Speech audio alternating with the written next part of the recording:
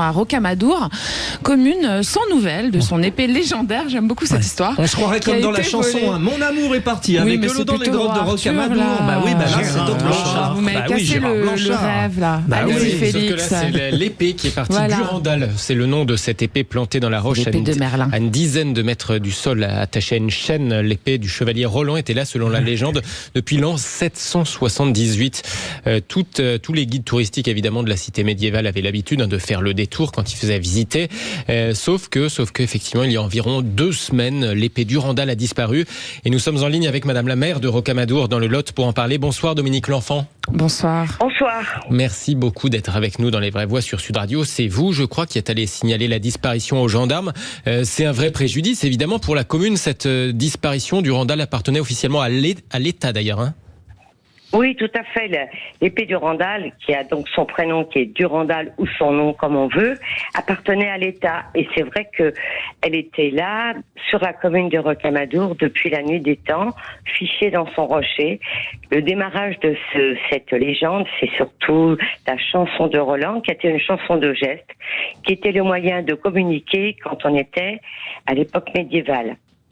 Cette épée n'est pas est tout à fait particulière parce qu'elle est matérialisée. Il y a 3 épées à ma connaissance qui ont un nom, Durandal, Joyeuse, l'épée de Charlemagne et Excalibur. C'est la seule épée qui a été matérialisée, c'est-à-dire qu'on pouvait la voir. Et ça, c'est quelque chose d'un peu exceptionnel. Par contre, la commune de Rocamadour a toujours eu son destin lié à cette Durandal. Et c'est vrai qu'elle nous manque beaucoup parce que tout le monde la cherche et tout le monde se demande où elle a pu passer. Il faut demander à Jean-Michel Fauvergue, là, parce qu'il faut envoyer le raid sur ce coup-là. Dominique L'Enfant, moi j'ai une question, c'est qu'elle était quand même bien incrustée dans son rocher, cette épée, on imagine. Qu'est-ce qui s'est passé? Comment ils ont pu l'enlever comme ça aussi facilement? Il y a différents moyens de l'atteindre, c'est sûr et certain. Aussi, il y a peut-être, on va dire, quelques chemins qui sont un peu détournés, pas trop connus, mais que quelques personnes ont dû découvrir pour arriver à l'atteindre. Parce qu'il est sûr et certain que c'était compliqué de l'atteindre. Elle était fichée dans le rocher et reliée au niveau du pommeau par une chaîne au rocher. Ah oui, donc c'est quelqu'un qui avait même été mise en hauteur, 10 mètres de haut. C'était justement pour éviter un vol. Oui, c'était surtout ça, et c'était pour pas qu'elle soit manipulée ni touchée toute la journée. Je reviens à Jean-Michel Fauvergue, ça se retrouve facilement. Justement, ça se retrouve facilement. Il faut une enquête. Vous avez déposé plainte et je suppose qu'il y a une enquête en cours. De gendarmerie, après, avec des auditions. Ouais.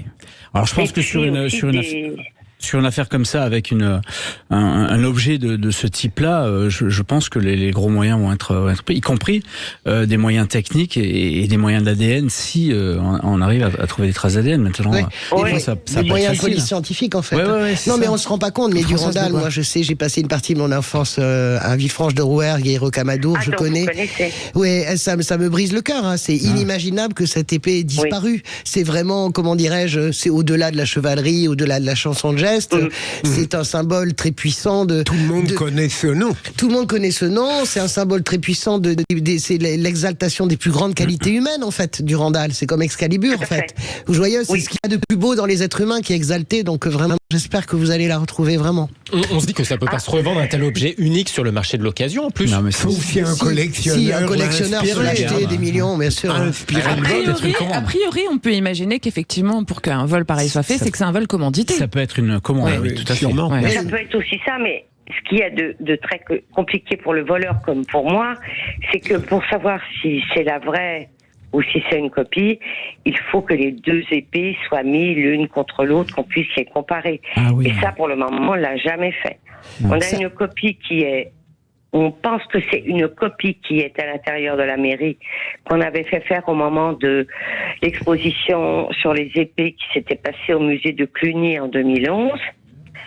Mais il est sûr qu'il faut les 2 épées pour pouvoir comparer, comme personne ne le sait, sauf moi maintenant. Quand on fait une copie d'épée, par humilité, on la fait plus courte que l'original. Ah ouais. Alors faut peut-être pas donner trop toutes les astuces parce que là beaucoup. Hein, elle pèse combien? Parce qu'il faut rappeler combien elle pèse du Randall. Hein. Je veux dire, il faut se rendre compte de. 4,3 kg. Voilà, ce qui manipulait à l'époque les chevaliers, c'était quand même. Et Joyeuse, c'est pareil, je pense à peu près, non? Celle de Charlemagne. Je sais pas, j'ai aucune idée, mais celle-là, c'est une épée pour assommer et les hommes et les chevaux. Ah oui.